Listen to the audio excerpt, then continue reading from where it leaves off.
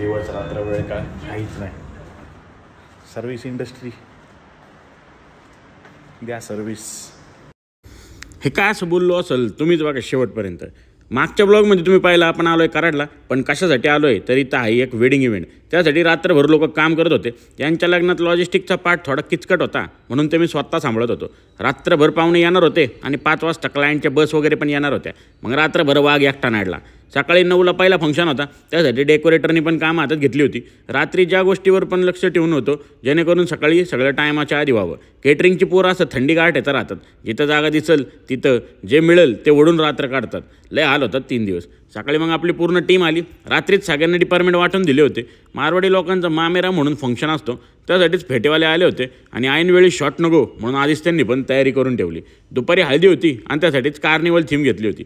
सकाळी सगळी तयारी झाली होती. आपण चेक पण केलं होतं. आर्टिस्ट लोक पण आले होते. एकदम झकास झाला कार्यक्रम. बघा तुम्ही पण झलक. कसा वाटला ब्लॉग नक्की सांगा आणि फॉलो करले नसेल तर आत्ताच करून घ्या.